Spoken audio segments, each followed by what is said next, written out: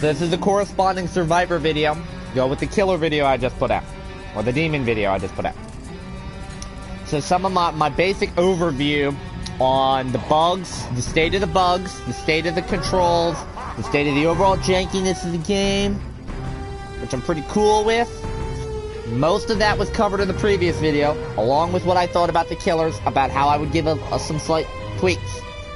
What I want to cover on this, and I already talked about how the survivors have a much bigger disadvantage right now in the early stage of the game, because killers overall are more powerful.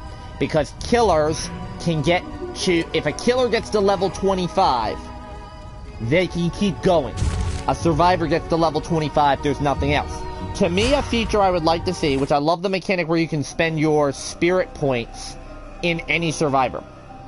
I think there needs to be a prestige option on a survivor. So right now, the maximum amount of skill points you can have is like 25 or 26. I forget if it's 25 or 26. So you hit a max level of 25, but you spawn with 1 point. I think it's 25 points. So you can't max out a trait. I would like the ability to prestige a character back to level 1. You would lose your 2 passives here. Your level 10 and your level 25 passive. You would lose it. You'd go back to 1, but it would grant you a prestige point where you would automatically start with an extra skill point on your prestige to spend. And it would be basically an extra skill point. So technically, if you wanted to fill up every single bar here as a survivor, you could prestige the killer over and over until you do that. I think that would be kind of stupid. Or you could put a cap on it, like let's say 10. So you could, at most, you get 10 skill points. What's 10 skill points going to give you? Like 3 extra rows to a tree? Ooh. Wow. 3. You can do the same thing on the demon side as well, in my opinion, because the demon trees are much bigger. Yes, they go up to 45 instead, but you could do the same thing. Let's say you have a cap of 10, so you'd be a level 55 killer instead of a 45 killer, extra 10 points. I'm not going to unfairly do that, but I think on the survivor side at least, that would be a tad bit fairer, given that there's less survivor skills to work with. Now, I'm not going to focus on this tree too much. I said I wasn't going to on the killer side. But the first thing I want to talk about is possession and fear. Survivors have no effective way to reduce fear. Let's talk about how you reduce your fear. Well, let's talk about how you gain fear. You gain fear by getting hit by a demon, traps, demon traps, walking alone, or being in the dark. Okay. Now, the goal is to stay together. Harder to do in a game if you're not queuing with another player. I've been queuing with another player, and I'm still not doing that. All the survivors do not spawn together all the time. I've had matches where I have spawned about 100 yards away from the other 3 survivors. So I'm automatically half a fear bar getting over to those survivors, unless I specifically build for fear. Now, most survivors have a way to build into fear so that you receive less fear from all sources, or they have builds around lights. First off, I have a problem with the light mechanic. Natural light does not reduce it as much as fire as you light. Okay, fine. So you want us to stay near the light. Matchsticks should not be a resource. You should have an unlimited amount of matchsticks, or you should have a character with a lighter, so they don't need matchsticks at all. They just have a lighter. They can walk up to any light source and light it. That is a mechanic I would implement. Maybe as a new character. By the way, I don't know what Arthur has. We're not going to cover Arthur at all for this video, because I don't have him unlocked. And every single Arthur I have played with in multiplayer, with one singular exception, is a fucking asshole. I've not had a single good Arthur that I've played with, outside of one guy. One guy was a good Arthur, a good team player. Every single Arthur rushes crates, takes everything from the crates, all the colas, all the amulets, all the matchsticks, gone. They don't pick up ammo, but they take the best gun, they take the best melee weapon, and then they run away and do their own shit. None of them drive, none of them get revived, and they're all assholes. They're essentially the Nia is the killer meme, in my opinion, from Dead by Daylight. If I'm going to compare this to Dead by Daylight, they're the Nia is the killer of the game. If I have an Arthur on my team, I'm dreading it more than the killer 9 times out of 10. So we're not covering Arthur. Fuck Arthurs. Arthur players, get yourselves in check. Now, back to the fear mechanic. Okay, so you want us to stay in the light. Okay. Matchsticks, go bye-bye. Let us light fire sources with anything. Because it kind of sucks to me off of that. Now, next thing. You don't want us to run around in the dark. The flashlight doesn't reduce your fear level. It slows the rate gain on it, but it's mostly for revealing items to me, or if I'm in an emergency situation I don't want to get possessed.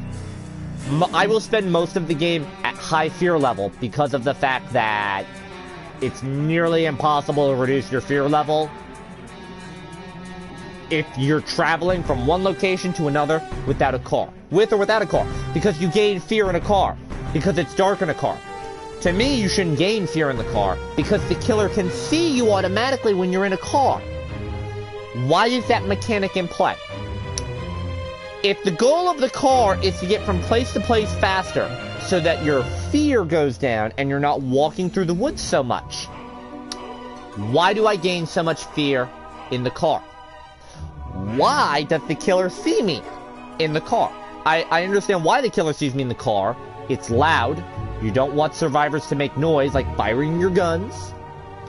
Makes sense. No fear gain in a car. Should be flatline. That would reduce fear. Same thing, I run through the woods from place to place a lot as a survivor. The reason why, and I don't have a great fear build on any character. And especially, Hunter Ash here needs a fucking fear build because he's the only one that can exercise easy. Which we're going to talk about the character abilities in a few minutes. Let's just talk about the fear mechanic and the possession. Let's say a demon has you feared and possesses you. Alright? What are their options? They can swing. If they're like a warrior, you're going to use your melee and try and swing. If you're alone, you get no benefit besides just, oh, you take damage when I end it, and I'm going to waste your ammo. Okay. You can drop ammo between players. We use that a lot. Like, I'll call out, hey, I got a lot of this ammo. Who's running it? Or if I'm playing like Amanda, I'm sitting here going, hey, if you're not using a pistol or a revolver, I want all your handgun ammo. You can have my special, you can have my long gun, but I want your pistol ammo. Same thing, if I'm playing a shotgun, which is primarily what I'm playing on some variation of a shotgun. Boomstick, either boomstick, double barrel, or shotgun on pretty much everybody else. If I'm not running the pistol, very rare, I'm never going to run the crossbow, or the saw gun. Crossbow, nah. The blunderbuss, nah. If I have the ammo for it, or if I have a better variant, I'll play it. Same thing with a revolver. Hunting rifle, you know, I'll play that if I don't have anything else. I usually prefer the shotgun types. Shotgun, blunderbuss, or shotgun, boomstick. I keep thinking blunderbuss as a fucking shotgun. But boomstick, double barrel, and shotgun. Any of those. I'll be like, hey, give me your long gun ammo, and I'll give you my other ammo types. So you can coordinate that pretty well between players. Especially when we're playing in group. Here's the thing. If I'm running through the woods in the dark alone, I get why my fear is going up. Why is my fear going up if I'm with a survivor? If there's 4 survivors running through the woods with flashlights on, our fear shouldn't be going up. We're moving as a unit. If we're in a car, our fear shouldn't be going up. We should be getting fear from traps and taking damage. If it was a mechanic where every time you take damage, your fear goes up a little bit, that'd be fine for me. The other thing is the possession. Survivor possesses. The worst that's going to happen is if you're like a puppeteer build or the warlord build I talked about in the last video, where you do more damage when you possess somebody. It's like, I possess the warrior and I am Thor. I hit you with big hammer and you die. That's the worst that kind of happens. It's more of a nuisance than anything else, because like, oh, we have to unpossess him now. That being said, I do think it where if you possess a survivor, their fear should go down to 0 and shouldn't be able to go up for a short duration. I know it reduces their fear by a significant amount, but it doesn't drop to 0 and it can go back up right away, especially if you're in the dark.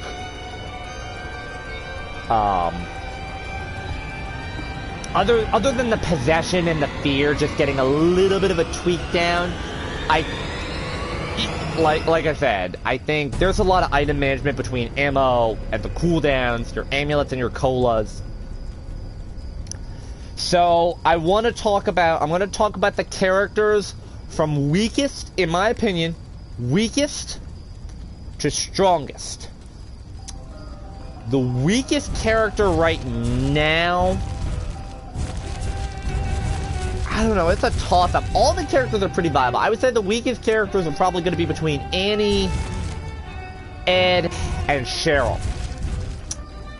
Cheryl's an odd one, because everybody says she's the #1 survivor in the game. She's like far and above everybody. Like, your warriors are right here, Exorcist Ash is right here, and then there's Cheryl all the way up here. Okay? She's weaker to me. If I were to start, I'm probably saying the weakest is Ed. There's a reason why I didn't play around. So he plays with ranged weapons, but his weapon mastery is the crossbow, which is not great. It's one of the weakest weapons in the game. It's one of 2 projectile weapons with the saw gun. Now it's a one-shot. It deals the most damage in the game. It has good numbers outside the fact that it's one shot, reload, and it's a projectile, which can be hard to hit, especially at range. The fact of the matter is, it's the second weakest weapon in the game. Maybe the third weakest. I could maybe give it a nudge over the lever action, but if I have a blue lever action, a purple lever action, or an orange lever action, it's automatically going to be stronger than any variation of a crossbow, because rate of fire is faster, reloads faster. It makes up for that. So his ability is probably the weakest. It has use. All the survivors' abilities have use, but his passives are the weakest. So let's look at it. It's a trap. When activated, which it has a 60-second cooldown, but that only applies after its 40-second duration. If they made it to where the duration of the flashlight was immediate, so your cooldown started while the duration was active, so realistically with a 20-second cooldown, I could see that being a tad bit broken, but I could also see that being better. I would maybe like it if the duration was nerfed down to 30 seconds and it having that mechanic. So it's a 60-second cooldown, 30-second duration, but it ticks down, so realistically it's just a 30-second cooldown. That's fine. Basically, it just means that you can see and disarm demon traps. Now, a lot of people say Ed is the unsung hero because demon traps right now are really good. A demon trap, when it's fully upgraded, spawns an elite unit. Being able to detect and disarm those traps is really good against certain killer builds who are focused around elites, like puppeteers are. Here's the thing. You're not walking around with the flashlight all the time. You're really not. And if you're leaning into his crossbow perk at 10, your range tree is shit. Increasing the range doesn't do much when it has good range. The damage is nice, especially 25% damage, because it has the highest damage of the base range weapons. Dismemberment damage, it's already high. Balance bar damage is already high. Recoil, it's one shot. Recoil doesn't matter. The spread, it doesn't have spread. It's useless. Headshot damage is definitely nice. 25% headshot damage is really good. But it's a projectile that's relatively hard to hit. So if you're trying to lean on the projectile tree, he sucks if you build crossbow. And you could say, well, what about the tree down here with deadly from a distance, deadly up close, and last chance, because it gets the bonus from last chance. Last chance is great, but it doesn't really benefit too much from these weapons because it's a projectile. So if you're at here, where you're trying to damage things that are farther than 32 feet away, because it has travel time, if the target's running to you, it could actually come closer to you by the time the projectile hits. So you say, well, I take deadly up close. But at that range, you're better off using a shotgun. Because the shotguns have slightly less damage. You get a second shot with them. And all of the other perks of the tree that are up here apply. So if you lean into him for the Weapon Master, outside of one singular exception, he has the weakest Weapon Master. And that's just because Kelly's melee weapon is shit. We're gonna have to talk about it. We're gonna have to talk about that right now. His level 25, so it increases the chance that defeated enemies drop items. That's good, because that increases the chances that defeated enemies drop amulets and cola, which are the most important things for them to drop. Fuck the ammo, that's the most important thing for them to drop. It improves the chance of finding crates of a higher rarity. But here's the thing. Most of the chests have predetermined spawns. So there's a predetermined amount of spawns. Every map has one guaranteed spawn of a legendary, a purple, and 2 blues. If you did not know that, you are guaranteed at least 1 orange, 1 purple, and 2 blues in every map. And then the rest are brown, and if you get extra ones, that's fine. Everyone's guaranteed. It's the same thing when you get the pages and the dagger, you're guaranteed a chest pop-up when you cap it. It is guaranteed to be blue or higher. Blue and purple are the 2 most common that you'll get. You usually get your first one is blue and your second one is purple, right? So whoever finishes their objective second has a much better reward than the one who finishes it first. But all this does is increase the chance that your common crates go up in rarity. Because blue crates are pretty common. Purples and oranges are uncommon, but you're only going to get like 1 legendary item a match. So it's going to be first come, first serve. He also doesn't have the bonus that Ash has. The same Ash, the Hunter Tree Ash, has a basic one where he can see supply crates through walls. To me, if Ed had that, instead of the bonus on the flashlight, which is meh. I mean, it doubles your flashlight battery, which is really nice for keeping him slightly lower feared and finding objects faster. That makes sense to me. He's just overall the weakest. He has the weakest of the ranged weapon masters. And he has the weakest of the abilities. Another one that's relatively weak that I want to cover. She's not the weakest, but I think she's kind of weak for similar reasons as Kelly. Now, Kelly's building potential is better because she works well with both pistols, rifles, and shotguns. She can work with any of the ranged weapons outside of the specials pretty well. She can also build around stamina better because of her trait. Now, 2 of her passives are shit. But her active ability is pretty good for meme potential. So Slip Shot. When activated, for 5 seconds, you dodge without using stamina. If you build around her on a stamina build, dodge, dodge, dodge, dodge, dodge, dodge. If I'm being chased by a killer, I'm just going to pop Slip Shot and dodge.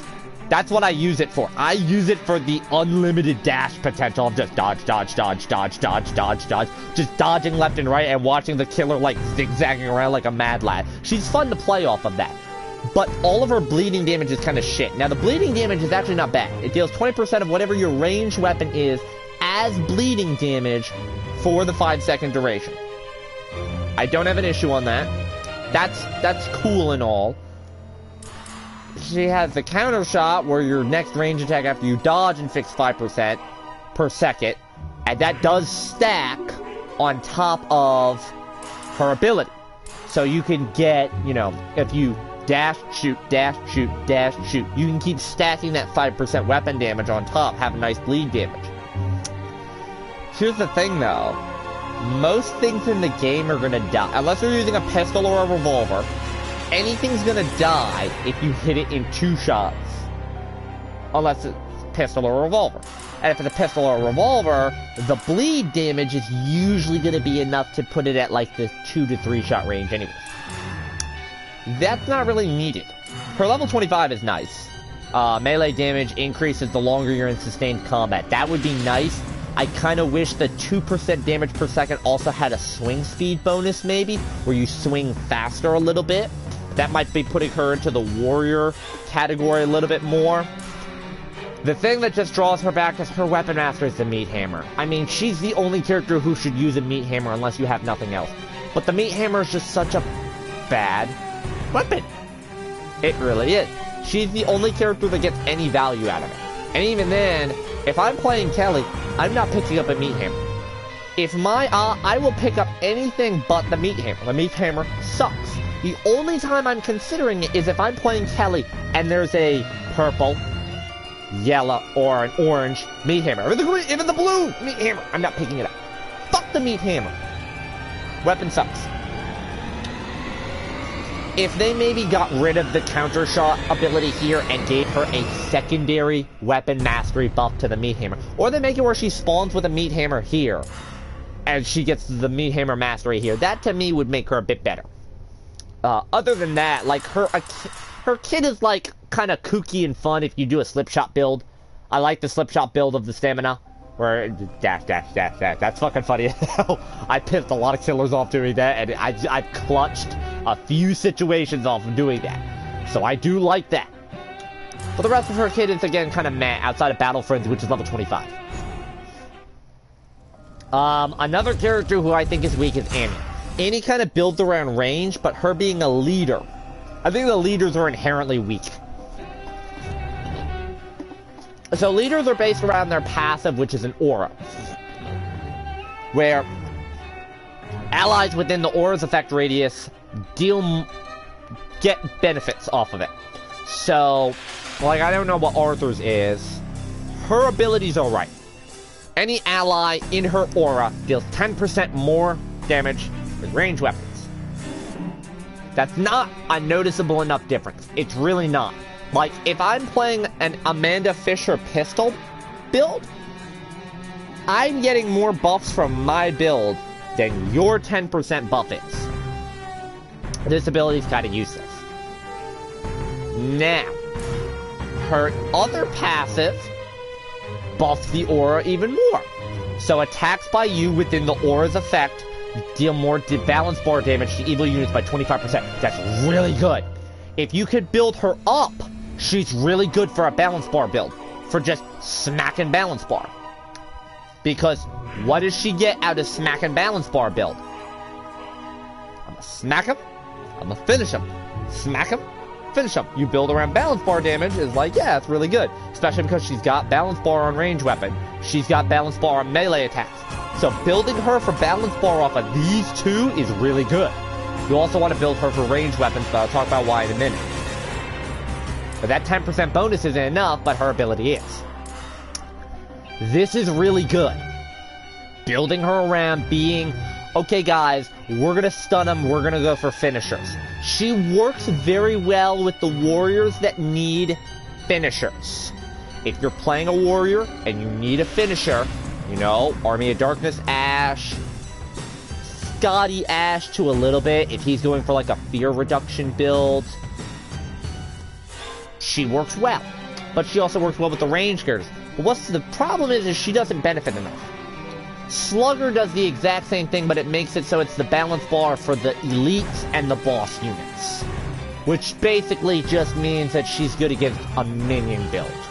If you're running against, say, Possessor spam, where they're primarily focusing on Puppeteer possession ability and Fear Trap spawning elites, or if you're building around, say, a Henrietta who's going for elites and brawling, you're not getting any value out of arguably her best skill.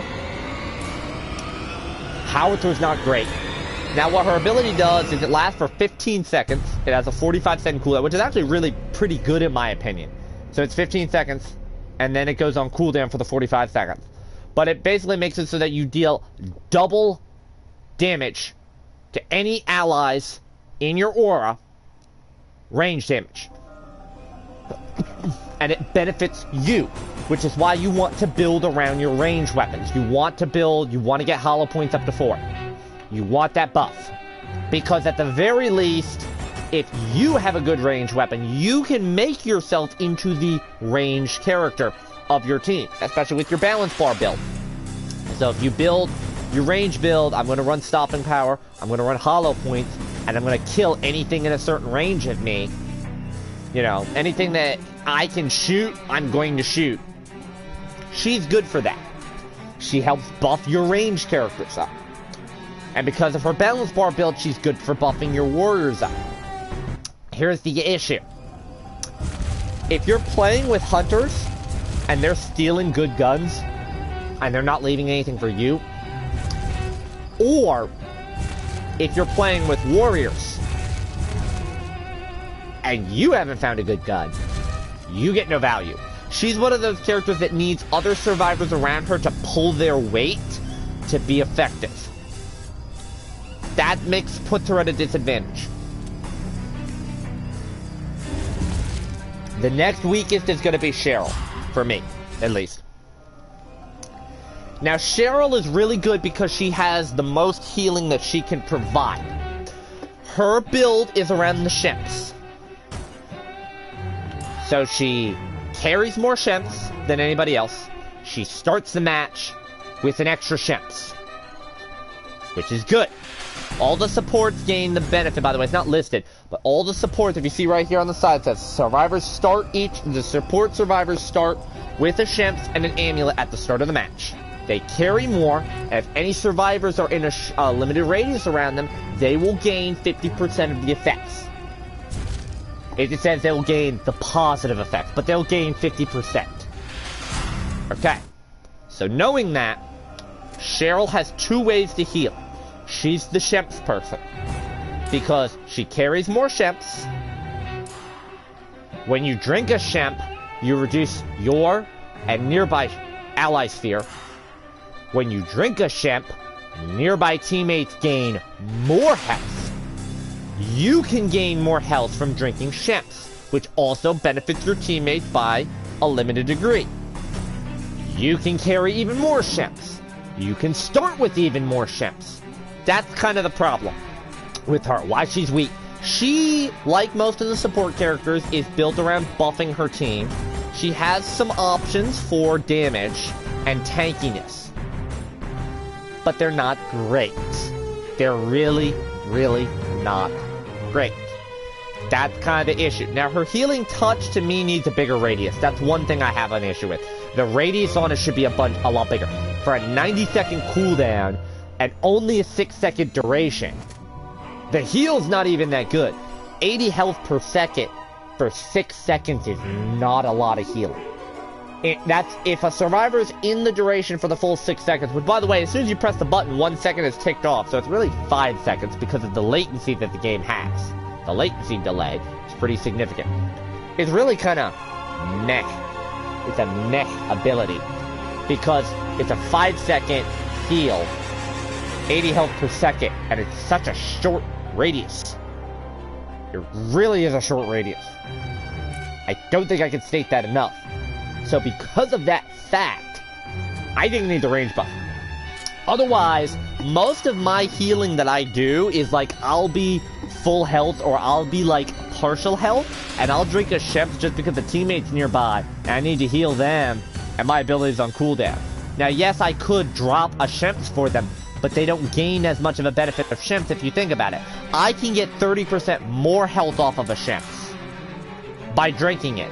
I can reduce their fear by drinking it. I can give them more healing if she's 25. I can give them 100 bonus on top. Why am I giving you a shemps when I can get more benefit out of it on your behalf? She's the only character I don't really have a problem with stealing shemps, although I wish there was a perk in here. Either a perk in here or something specific to her. If they were to combo these two, Contact Courage and Contact Healing would be good. They combo these two and make it so that you no longer drop your shemps when you die. Because right now you lose all your ammo, all your shemps, all your cola, all your matchsticks when you die. And your soul gets resurrected at the altar. Fine. Understandable. I don't mind that mechanic. Same thing if you get auto rest. All of it's gone. Here's the thing. If she's going to be full shemps cola build, needs to keep the shemps regardless. Call it sticky fingers or something like that. Soda pop fingers. But they call it shemps cola even though it's shemps beer in the TV show. So, yes. She's just weak on my end because she literally provides no utility outside of straight heals. Focus her at the start of a match to where she's fucking dead half the time, you have no healing. Then my next weakest is Evil Ash versus Evil Dead, or Leader Ash. Now, the only reason why he's weak to me, or one trait that I would flip around, besides him being overall weaker, his ability's mundane. He has the weakest of the 4 Ash abilities overall, where it generates an explosion that damages an alien enemy's balance bar. To me, it should be just a flat, it destroys an enemy's balance bar. You could make the cooldown larger, like say 60 seconds, but automatically remove it for anything except the boss unit. Because that would be kind of broken if you just, like, pop it on a boss and it goes away. The radius is relatively short, and you can get knocked out of it. You're not damage immune. You can get knocked out of it. I've had that happen. If you can't finish the animation on it, you don't get the blast. I had that happen with me when I played against the Henrietta. So, now, his level 10 is good. Start the match with the chainsaw. It's great. I got one problem. His level 10, his level 25, while very good, should have been Warrior Ashes. Warrior Ash at 25 gets weapon mastery on chainsaw. Faster attack speed, increased health, balance bar, dismemberment damage, okay? He gets one of the better Ash abilities at 25. The problem to me is that Ash, this Ash, canonically, is the older one, the elder statesman. He's got the most use out of his chainsaw arm. Why does he not have the chainsaw bonus to go with the perk? I know that would be leaning too heavily into a chainsaw build on him, which would make him more warrior than leader, because he doesn't have the 2 leader abilities at that point. That being said, it's really a missed opportunity, especially given how lackluster his primary is. His leader buff is pretty good. It's pretty basic. It's a flat 10% damage bonus, regardless of your weapon, any survivor in your aura, and 20% fear resistance, which is good. He's just, oh, it's a nice aura to have. And the 25 is great, where your aura effect is increased, is basically doubled whenever you perform a finisher or dismember an enemy. So if you go for a sharp weapon build to dismember, or if you go for a balance bar build to get your finishers in, because it doesn't matter if it kills them or not, as long as you hit R3, you get the effects. And then basically at that point it's like, oh, 20% bonus damage and 40% fear resistance for all survivors? Oh, fuck yeah. And the fact that you can stack this benefit pretty easily, the fact your aura persists even if you're bleeding out, just having a flat 10% damage is nice. Now, the reason why he's getting the knock over Annie in terms of the flat 10%, where I said it's not really impactful, well, because hers is for ranged weapons. You're not using ranged weapons as much as you are using melee. So the fact that he's giving you that bonus off of melee is huge. And he has fear resistance. Annie had a secondary effect on hers. She'd be a bit stronger. So now we have the mid... That's your weaker ones. The next weaker one I'm going to say is probably Pablo. I'd play around him more. I might disagree. I might change this. Pablo has a downside similar to Cheryl. So Pablo is the amulet guy. 2-minute cooldown. One of the longest in the game. I think it's the longest survivor cooldown. I don't know about Arthur, again. I think it's the longest, though. 2 minutes. Create an amulet. Drop it. You can pick it up. Okay. Demons can no longer detect you using demon vision. So basically, you're no longer revealed unless... You're no longer revealed to the demon unless they can possess you. You're in a car. Or your fear is maxed. Outside of that, they can't see you. Even if they're, like, right next to you, they can't see you. In demon vision, can't see you. It's a nice passive to have. It's not really great. It just means basically he can use guns at the start of the match when nobody else can without giving away their position. So it's kind of nice. I'm not going to say it's good or bad. At level 10, you get Legacy of El Bruja. So you get an additional amulet. So now you start with 2. And remember, you can create one, so that gives you 3 technically at the start of a match. So he works well in warrior builds, because warriors like shields. And your last one, your shield bar will gradually recover over time until you have at least 1 full bar. Really good. I don't know what the speed on that is going to be. One issue. Amulet build is not great. Here's the thing. What does he have for amulets? extra amulets, which you want to run, because remember, you can craft them every 2 minutes, which you should do every time it's off cooldown. Incoming damage is reduced when you have a shield active, which you want to do. The 10% damage reduction is not a lot, but you're pretty much always having an amulet. Improved amulet? I'm not putting points under that. Not good. But here's the thing. You're building around shields, not healing. He has the same lack of damage options that most of the supports have. He has the same focus on shimps, but he doesn't get the same value out of it that Cheryl gets out of it. He's building around shields. So his main thing is you build around shields, but he only has 3 options to build around shields outside of his passives. And even then, you have to get to level 10 to actually get a shield passive. I personally think these two should be flipped, where he gets Infernal Camouflage at 10 and Legacy of El Brujo default. Other than that, though, that's whatever. He's alright. He's mid. Another mid would be Amanda. She's really good at one specific build, and nobody plays it. So, her power kind of goes hand in hand with her sidearm. So basically, at her passive, she's the pistol queen. She starts with the pistol. Pew pew. Pistol, by the way, one of the best ranged weapons in the game. It doesn't deal a lot of damage, but it has the fastest rate of fire. You could just pew pew pew and stun lock enemies. Really good for that. So she starts with the pistol. She doesn't have to worry about a ranged weapon. She builds entirely around pistols. Your entire build should be around pistols. Should be around pistol damage. You start with a pistol, and the only time you should be dropping that is if you find a blue, or a purple, or an orange. That's it. You don't build around anything else. Level 10, you get pistol mastery. Now it's even faster attack speed. Now it's fucking automatic fire. It's basically a submachine gun. Health damage, balance bar damage, dismemberment damage. There's no reason to drop that pistol. Level 25 stacks it more if you can hit your shots. Every hit from your gun, 2% bonus damage. You have a 7-round magazine on your starting pistol. You hit 6 shots, you stack, so now you have 12% bonus damage on that last shot, which you can then combo with last chance, which is up to a 30% damage bonus on the last bullet in the gun. Now you're at a 42% damage bonus by the last shot in the gun, which is really good. Which, remember, is going to stack with the ranged weapon bonus on hollow points, which is 25%. Why are you not building around pew pew pew?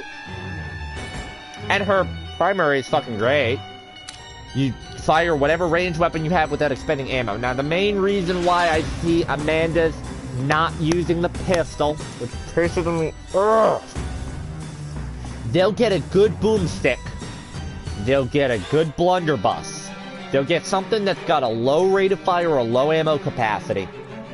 They'll pick that, and they'll only use it when they pop their passive, when they pop their ability. So, for 7 seconds, they can unload with whatever massive boomstick build they have. But that means you have to find a good boomstick. You're taking a good boomstick away from a character who could otherwise benefit because they don't get bonuses with pistols, and you do. And you're only using your ranged weapon in that limited scenario.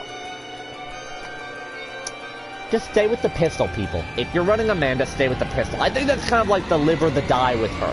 If you can't use your ranged weapons effectively, because let's say you're going up against an elite Del Lagos, where he's resistant to ranged weapons.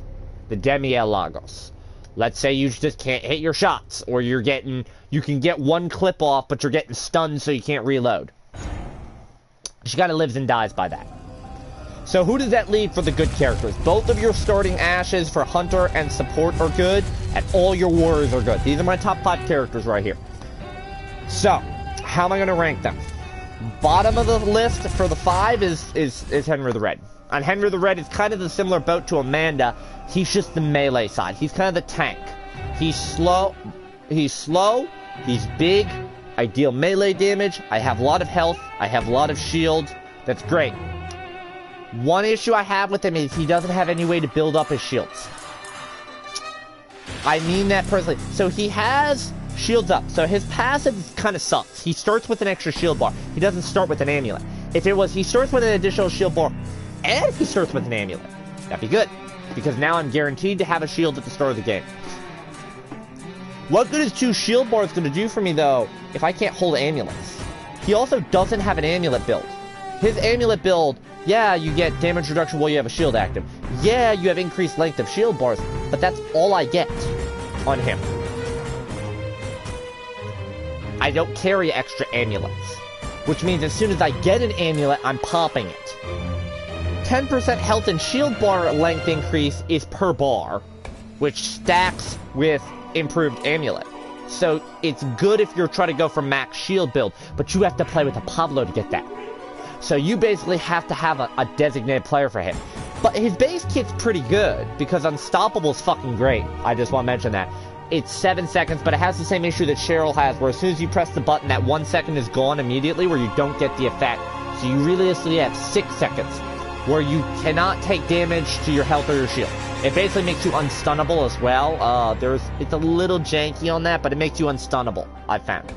So he's really good for getting revives off.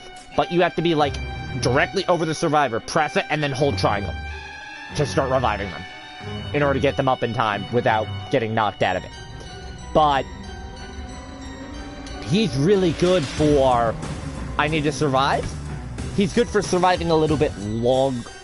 He's not good for surviving for extended periods, but he's very good at buying time for your team. Like, if you pop your ability to buy time for, you know, just like, hey, I just need like 10 more seconds until the dagger's done, and y'all respawn. I'm popping my ability. Let's just pray I can last for like 3-4 seconds after that. You know, hey, I need to pop my ability so I can get colas in. He's a great character if you're like at 1 HP, you can just pop it and then just chug all your colas to heal. That's a safe option there. I often forget to do that a lot of times because it's like, okay, I need to kill boss, let's go. And just try and slug it out. Rebound is the reason why you want to play him though, because 30% damage that you would receive, not that you actually receive. So this is, if your shield takes it, doesn't matter. It gets reflected. If you pop invulnerability, doesn't matter, gets reflected. So you can time it to where you pop your invulnerability when a demon is about to hit you with their best attack. It gets rebounded. Here's the thing though, it doesn't affect grabs. So every boss character's grab attack does not affect rebound. At 30% is a lot of damage. Now there's one problem to this though, and this is kind of the double-edged sword with him. You have this ability active, and you get possessed. That 30% rebound ability affects your teammates. A lot of Henry the Red players don't know that. So the damage that you have to inflict into him to end his possession is sometimes enough to kill you. Demon players, if you're watching, go for Henrys. If you think they're a high enough level to where they're at level 10 with Henry, because remember, you can't see the survivor levels before the match, you think that a Henry is a 10. Pop it. Pop your possession on him. He does not have a good fear build. He really doesn't. The only fear build that he has is just simply Fear No Evil, which is 20%, and you can't really afford to take those points right there. That's all he has. So he's one of the top characters, in my opinion. He's one of 2 characters you're going to focus on, and that's why he's so strong. He's a character you have to focus. If you focus him, he's completely out of commission. Because if you possess him, you get rebound on your side. His shields are only good with a Pablo, and while his ability is good, it requires some skill to use. Next up for me is going to be Passive Ash. I call him Passive Ash. It's the support Ash. He's the only survivor that doesn't benefit off the Shemps that much. Because he has the same Shemps build that every other sport has, but it's not great. Alright, let's look at his passive. His passive is alright. It's fear reduction for any allies in the radius around you. I kind of wish it was instant, or you were, like, damage immune when you did it. The 50 fear reduction could also be a tad bit stronger. but I'm not complaining. It's a pretty decent way to reduce fear on the fly. If they want to keep it at 50, I would maybe reduce the cooldown then to say 30 or 45 to give him be the more reliable fear reducer. Right now, it's kind of inconsistent. I was pairing him with Henry the Red. We had a good 1-2 combo. Because Henry the Red, he could stay alive for a while, but his fear would get him killed. So I just, every time he would get feared, I would just calm him down. His passive is the reason why he's so good, though.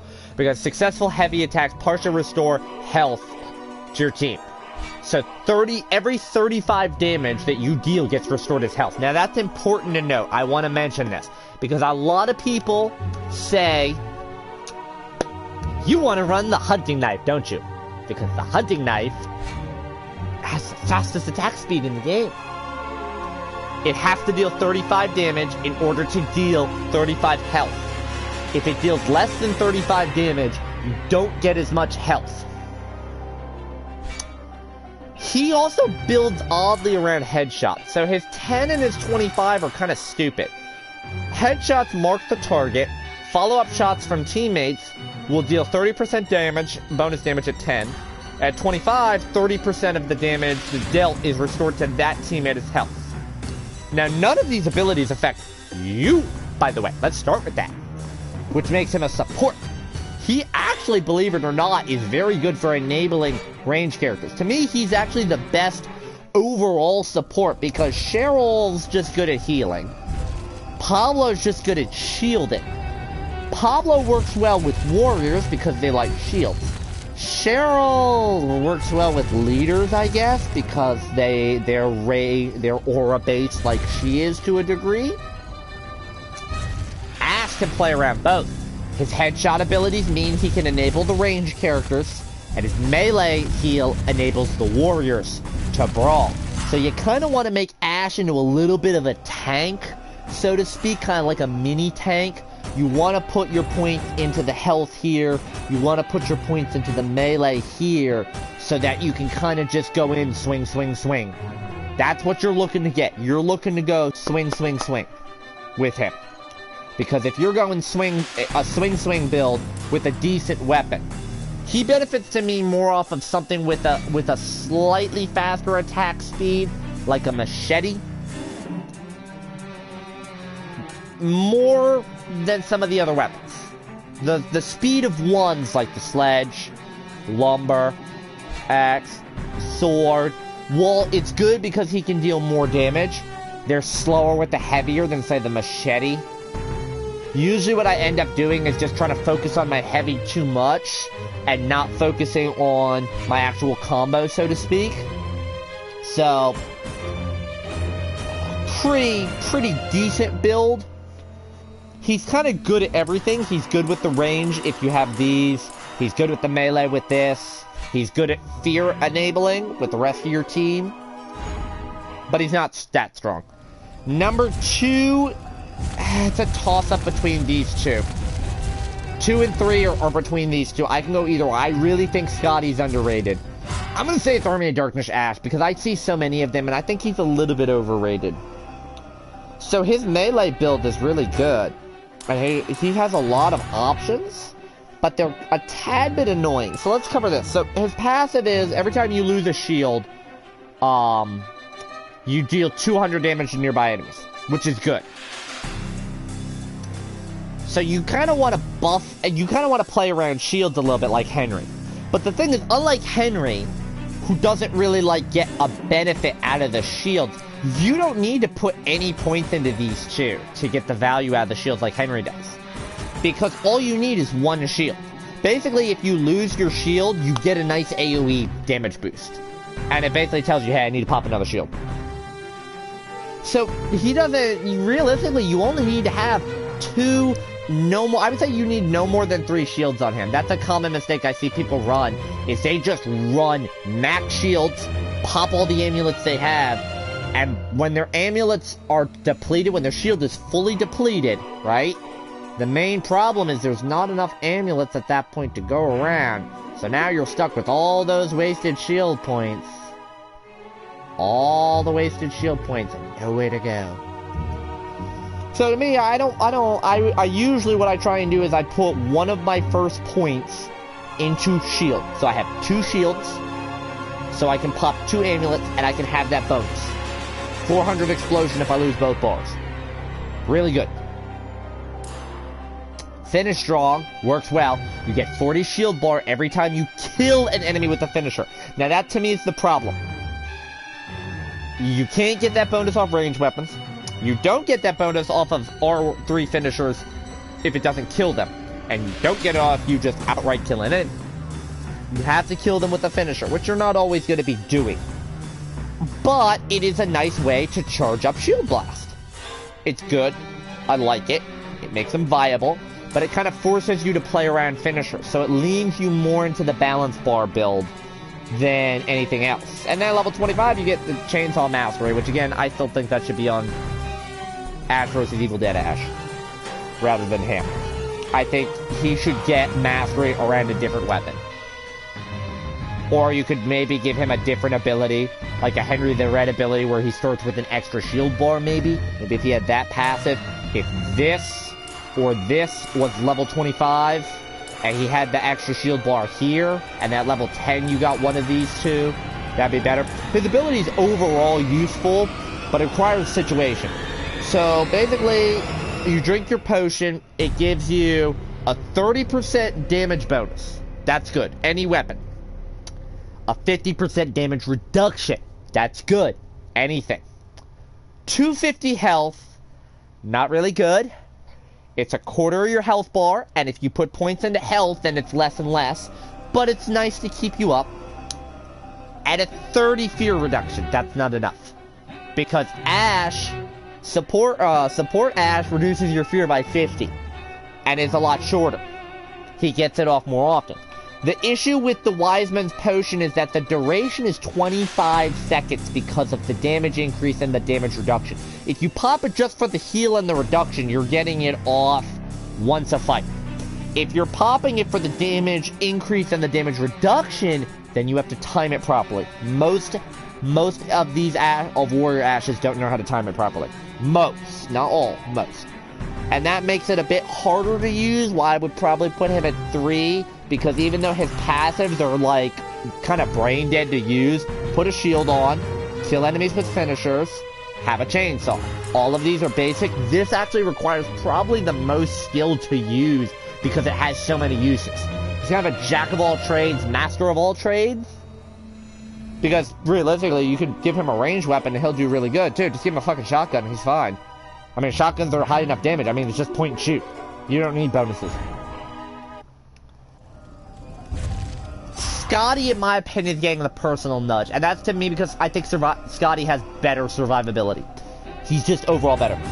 Probably the weakest thing that he has is his starting passive, where heavy melee attacks inflict 13% of their damage to any enemy in low, will run it up to 10 feet away. So if you're just swinging in a crowd with heavies, he's great. Now that's actually really good on the Hunting Knife. He's one of the two that benefits off Hunting Knife, along with the Support Ash. But again, Support Ash isn't as good with the Hunting Knife. Scotty to me is really good. You can build him to be a mini tank. He's not going to be as tanky as the other two. So why do I think he's better? His power has a 30-second cooldown and deals 100 damage, which is enough to kill any minion, any basic minion unit that doesn't have buffed health. I think that's very important. He's the best crowd controller of the warriors. And I mean that. If a demon spawns a portal, and 4 demons jump out of that portal, he pops his cooldown, he pops his ability, they're dead. That whole crowd is dead. It has a decent enough radius to it. He's damage immune when he activates it for a second. It's only a few frames. It's only, I think it's like 30 frames? He's damage immune. You can time that pretty well. Now the damage is pathetic, by the way, on bosses. You don't use this against a boss. You don't use this for stunning, because it doesn't stun. It'd be nice if I had a stun on it as well. His ability's good. That's not why, though. His level 10 reduces fear on kill. And it doesn't matter how you kill them. Finisher, melee, gun. He is the best character in the game at reducing fear. He has the spike bat in his show character, like this. Way out in the woods with the trees and the moonlight? What girl can resist that romantic setting? The level 25 is the Lumberjack Axe, which is my personal favorite melee weapon in the game. The Lumberjack Axe, I will take a common Lumberjack Axe over a legendary Meat Hammer. I don't give a fuck what anybody says. Lumberjack Axe, one hit, finisher. One hit, finisher. And why is that build so good? Because it stacks on fucking exposure therapy. You can clear crowds faster on Scotty than any other character, in my opinion, because of the fact that you can clear minions out with Thunder Thrust. You can swing onto heavies and help damage surrounding peoples with your heavy. You get fear reduction, so you're possessed less often. And yeah, the best weapon in the game is your weapon mastery. Not to mention, he really does benefit off the basic tree really well. Like, if you just build this tree right here, is all you really need to build. Just build right here is fucking great. Maybe not the boss unit, because you have to build off this tree here. But like, just building this row right here, at level 10, this is a really good build. What you're working towards is stings like a bee. That is what you're ultimately working towards, because you're going to use your lights more often. I wouldn't necessarily build around heavy hitter for the heavies, more because you're going to use a sharp object more than you are a blunt object. So the sharp's better, because you're looking to use the Lumberjack Axe. Can't use that, okay, fine. In my opinion, he is the most well-rounded of the warriors. He's the easiest to use, he's tanky, I thought he was shitty, I really like him. However, the best character in the game is undoubtedly Hunter Ash. He has the singular best ability in the game. His passives are actually fairly crap. Treasure Hunter, you see supply crates through walls at close range. I mean, you're gonna know the spawn locations after you play long enough. Play for a week like I have, I know the spawns on crates for 90% of the time. Not bad. I'm the guy with the double barrel. I'm the guy with the gun. Right? You start the match with the double barrel. It gives him a range weapon at the start, and he gets more benefit off of his range weapon tree because he's building around a long arm. He gets the benefit on the range weapon. He gets benefit on damage. He gets dismemberment and balance bar damage. He gets spread, so he can snipe better. The spread comboed with the range is amazing. Recoil, it's not great. I wouldn't build around it. You're not really going to be spamming. Headshot damage, you're going to aim center mass. But he gets a lot of benefit out of this tree. Another critical thing. Deadly up close. You're using a shotgun. Enemies walk in front of you. 25% bonus damage. So look at what you can stack here. 25% bonus damage. 30% bonus damage. So if you intentionally just walk around with one bullet in your gun, for a poor man's blunderbuss right there. Okay, so let's look. The 30%, 25, now we're at 55, right? Okay. 55, there's another 25 right there. So, that's why, 80? 80% bonus damage? On a shotgun? Yeah. That's good. Then the Weapon Master at 25 is just fucking overkill. But he has the single best ability in the game. It's bullshit.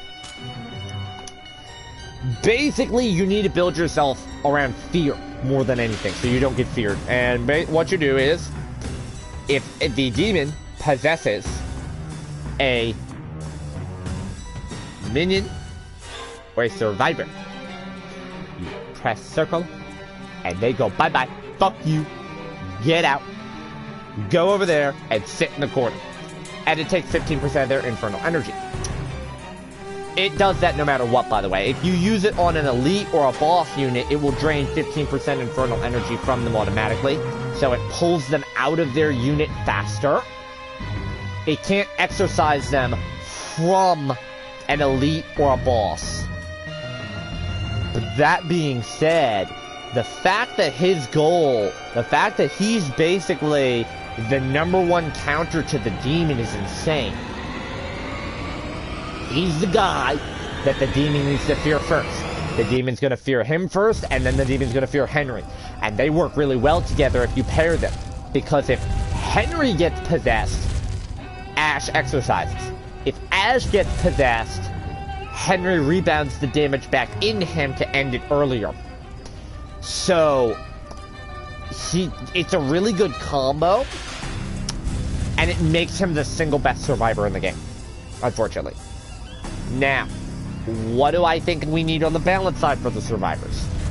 Realistically, the leaders need a buff.